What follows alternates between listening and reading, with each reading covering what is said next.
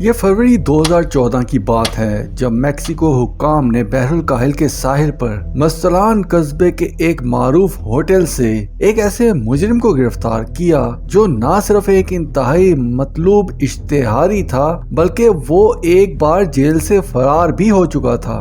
यह मुजरिम जो कई बरसों से मफरूर भी था और मुनशियात का धंधा करता था, इसका नाम था वॉकिन गुज़मैन, जिसे दुनिया अल चैपो के नाम से जानती थी। गिरफ्तारी के वक्त अल चैपो पर $50 लाख का इनाम भी मुकर्रर था। नाज़रीन, अल चैपो कौन था और इसका बिजनेस क्या था? अल चैपो कितनी मर्तबा जेलों से और कब कैसे फरार हुआ? दुनिया का सबसे बड़ा मुनशियात का ये डॉन इस वक्त कहाँ है और आखिर ये इतना मशहूर क्यों है? आइए जानते हैं ये सब आज की अनमोल कहानी में। नाज़रीन, मैक्सिको के कस्बे बदीरागुआतो में 4 अप्रैल 1957 को पैदा होने वाले ड्रग लॉर्ड अल चैपो, जिसका मतलब छोटा कद है, दरअसल वॉकिन गुज़मैन का निकनेम था जो उसे उसके छोटे कद की वजह से बचपन में ही दे दिया गया। अल चैपो एक गरीब और मतवस्त खानदान में पैदा हुआ। अल चैपो ने अपना बचपन अपने जालिम बाप के साए में गुजारा जो कि खुद भी एक छोटा मोटा ड्रग डीलर था। अल चैपो का बाप एक अय्याश आदमी था। वो कुछ अरसा तो अपने बेटे की परवरिश करता रहा, लेकिन फिर एक दिन उसने अल चैपो को अपने घर से निकाल दिया। मामूली तालीम याफ्ता अल चैपो ने इस सूरत हाल में वही किया जो उसका बाप करता था, यानी वो भी ड्रग्स के धंधे में लग गया। शुरू में उसने खुद भी ड्रग उगाने की कोशिश की, जिससे इसको काफी मुनाफा भी मिला। फिर तकरीबन 13 साल की उम्र में ये नन्ना अल चैपो मुनशियात के बिजनेस में काफी मारूफ हो गया। अल चैपो अपने ड्रग के बिजनेस को मजीद आगे बढ़ाने की गर्ज से हेक्टर लुइस पाल्मा सालार्स नामी एक बड़े डीलर के साथ मिल गया। उनका मुनशियात का ये कारोबार ज्यादातर अल चैपो के आबाई जिले सिनालोआ में था, जो कि मैक्सिको के मगरबी सिरे पर मुनशियात की स्मगलिंग का एक अहम इलाका तस्वुर किया जाता है। यहाँ से मुनशियात शुमाली साहिली इलाकों और अमरीकी शहरों तक पहुंचाई जाती थी।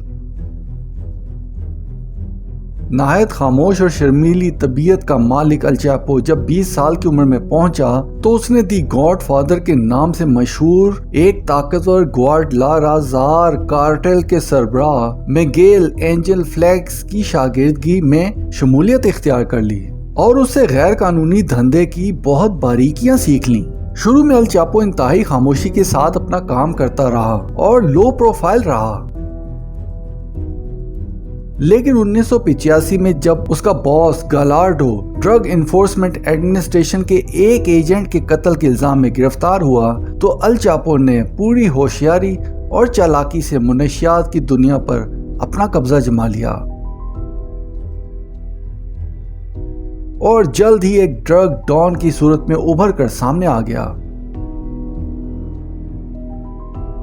नाज़रीन, अल चैपो ने अपने गिरफ्तार शुदा बॉस के तकरीबन तमाम मामलात को न सिर्फ संभाल लिया बल्कि 1989 में सिनालो ड्रग कार्टेल के नाम से इसने अपनी ही एक कंपनी स्टार्ट कर दी।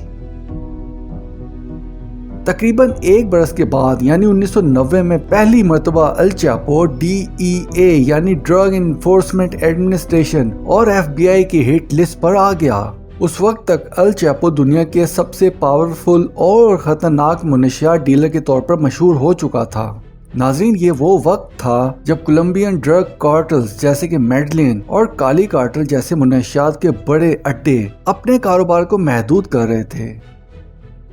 उस वक्त सिनालो कार्टेल ही वो वाहिद ऑर्गेनाइजेशन थी जिसने इन बंद होती ऑर्गेनाइजेशंस का खिलाफ पुर किया और कोकेन के कारोबार को साउथ अफ्रीका से लेकर पूरे अमेरिका तक पहुंचा दिया। सिनालो कार्टेल्स ने मुनशियात का ये धंधा नहायत चालाकी से चलाया। मिसाल के तौर पर मुनशियात को स्मगल करने के लिए अल चैपो ने ऐसे तरीके कार मुतारिफ करवाए जो आज भी लोगों को हैरान कर देते हैं। उसने मैक्सिको में कई खुफिया सुरंगें बनाई जहां से वो मुनशियात को स्मगल करता था। इस वक्त तक कई ऐसे गार और सुरंगें दरियाफ्त हो चुके हैं जो मुबैना तौर पर अल चैपो का ही शाखसाना थे। इसके अलावा दूर दराज के इलाकों तक मुनशियात स्मगल करने के लिए ऐसे कैन इस्तेमाल किए गए जिन पर चिली पेपर्स के लेबल लगे होते थे, जिस पर पुलिस का शक जाना तकरीबन नामुमकिन होता था। कुछ ही अरसे के बाद सिनालो कार्टेल कोकेन के अलावा हेरोइन, चर्स, गांजा और मेथाम्फेटामिन या मेथाडोन जैसे मुनशियात की स्मगलिंग भी करने लगे। कारोबार इतना बढ़ा कि अल चैपो की ये कंपनी या ऑर्गेनाइजेशन सिनालो कार्टेल तकरीबन 5 बड़े आज़मों तक मुनशियात की स्मगलिंग करने लगी और ये दुनिया की सबसे बड़ी मुनशियात डीलिंग कंपनी के तौर पर सामने उभर कर आई। चूंकि अल चैपो का बिजनेस बहुत ज्यादा बढ़ चुका था, तो उसे अपने हिफाजत की गर्ज से कुछ इकदामात करने की जरूरत महसूस हुई और उसने लॉस चैचोस, लॉस टेक्सास, लॉस रोबोस और लॉस नेग्रोस के नाम से बाकायदा कुछ गैंग्स भी बना लिए, जिनका काम अल चैपो के बिजनेस को प्रोटेक्ट करना था। अगले कुछ बरसों में अल चैपो पर इन गैंग्स की बदौलत दुनिया भर में 1000 से ज्यादा लोगों को कत्ल करने का इल्जाम भी लगा। नाज़रीन, ये 1993 की बात है कि ग्वाटेमाला इंतजामिया ने आखिरकार अल चैपो को पहली मर्तबा गिरफ्तार कर लिया और इसे मैक्सिको भिजवा दिया गया, जहां इसे 20 बरस की कैद हुई। लेकिन ये जेल और सजा अल चैपो का कुछ ना बिगाड़ सकी, क्योंकि उसने जेल से बैठकर ही अपने ड्रग के बिजनेस को मजीद बढ़ाना शुरू कर दिया। अल चैपो ने अफसरान को खूब रिश्वत खिलाई और बड़े पैमाने पर मुनशियात के ऑपरेशंस की निगरानी भी करने लगा। गिरफ्तारी के तकरीबन 8 बरसों के बाद यानी 2001 में अपनी ताकत और रिश्वत का इस्तेमाल करते हुए अल चैपो उस मैक्सिमम सिक्योरिटी जेल से लॉन्ड्री कार्ट में फरार हो गया। उस फरार के बाद अमले के तकरीबन 71 लोगों को गिरफ्तार किया गया। फरार होने के बाद अल चैपो की ताकत में मजीद इजाफा हुआ और वो पहले से ज्यादा ताकत के साथ मुनशियात की स्मगलिंग करने लगा। अगली 1 दहाई तक ना सिर्फ अल चैपो का बिजनेस फैला, बल्कि उसकी सिनालो कार्टेल सालाना $3 अरब तक का मुनाफा देने लगी और खुद अल चैपो के नेटवर्थ तकरीबन $1 अरब तक पहुंच गई।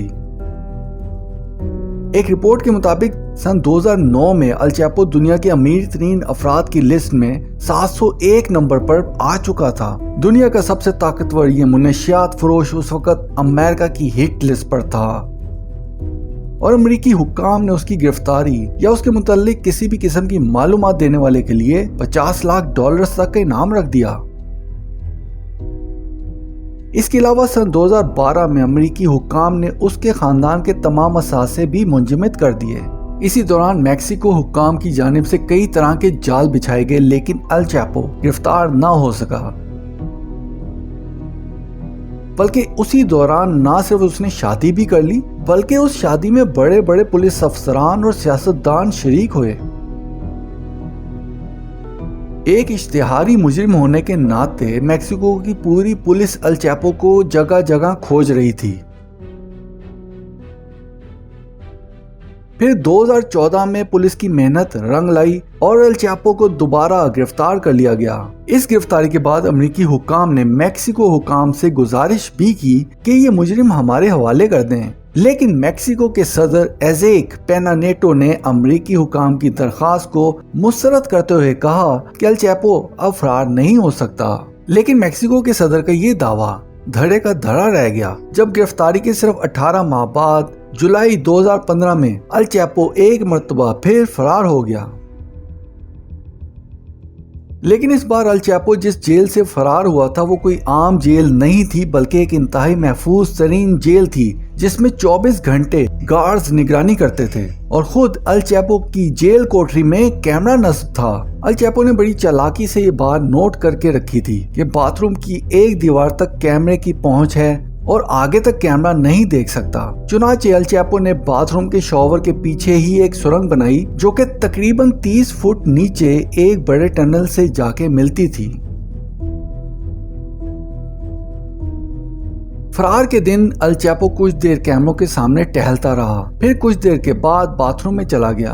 आधा घंटा गुजर गया, लेकिन जब अल चैपो वापस ना आया तो सिक्योरिटीज को शक गुजरा और उन्होंने सेल का जायजा लेने के लिए जब पता किया तो अल चैपो वहां से फरार हो चुका था। अल चैपो जिस टनल से फरार हुआ था वो इस जेल से 1 किलोमीटर दूर एक घर में निकलती थी। यूं अल चैपो आसानी से चकमा देने में कामयाब हो गया। कहा जाता है कि अल चैपो के इस तरह सिक्योरिटी कैमरास के होते हुए जेल से फरार होने में सिक्योरिटी के कुछ एहलकार मुलविस थे, जिन्हें अल चैपो ने रिश्वत दी हुई थी।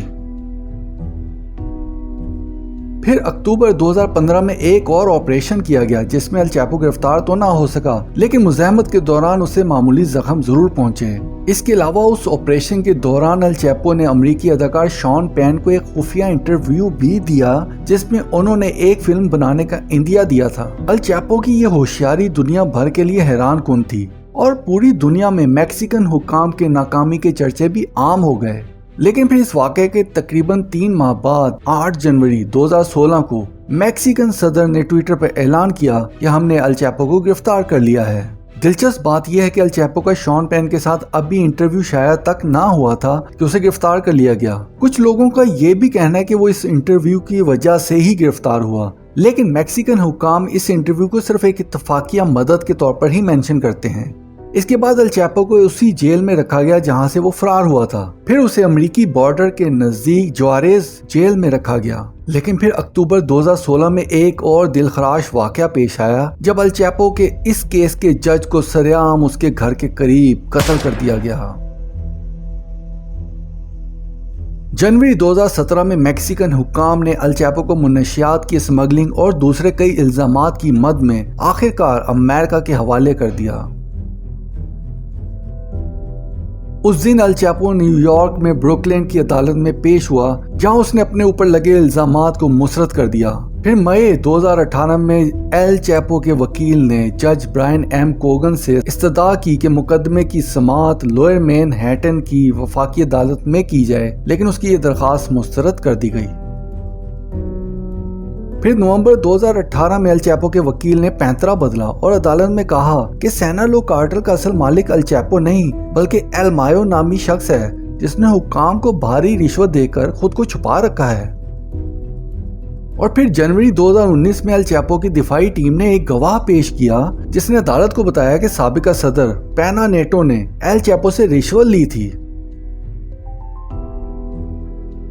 एक और गवाह ने बयान दिया कि अल चैपो की बीवी एमा कोरोनेल एस्प्रो ने 2015 में अल चैपो को फरार करवाने में मदद की थी। याद रहे कि अल चैपो की बीवी एमा को मुनशियात की स्मगलिंग के इल्जाम में 2021 में गिरफ्तार कर लिया गया था। नाज़रीन, फरवरी 2019 में तकरीबन 200 घंटों की समाअत और 56 गवाहों के बयानात के बाद अल चैपो को 10 इल्जामात में मुल्जिम करार दे दिया गया।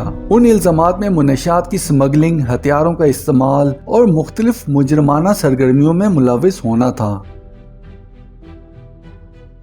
इसके अलावा अल चैपो पर कुछ और इल्जामात भी लगाए जाते हैं जिनमें हाईटेक मर्डर्स, 9 उम्र लड़कियों के साथ जिनसी ज्यादती, $100 मिलियन की रिश्वत, कॉल गर्ल्स के जरिए मुनशियात की स्मगलिंग, दुश्मनों को जिंदा जलाना और कैद से फरार वगैरह भी शामिल हैं। चुनांचे 17 जुलाई 2019 को अल चैपो को जज कोगन ने न सिर्फ उम्र कैद की सजा के अलावा 30 बरस मजीद भी कैद की सजा सुनाई बल्कि $12.6 अरब का जुर्माना भी कर दिया। नाज़रीन, अल चैपो के मुतालिक ये भी कहा जाता है कि उसने 3 शादियां की और मुमकिना तौर पर उसके 13 बच्चे हैं। उसके बच्चों में एवान गुज़मैन और वोविडो गुज़मैन लोपेज वाहिद ऐसे बच्चे थे जिन पर अपने बाप अल चैपो के साथ स्मगलिंग में मददगार होने का इल्जाम है। वोविडो गुज़मैन लोपेज को एक बार गिरफ्तार भी किया गया है और उस पर मुनशियात के एक मारूफ स्मगलर और मैक्सिको के एक मशहूर गुलकार को कत्ल करवाने का इल्जाम भी है।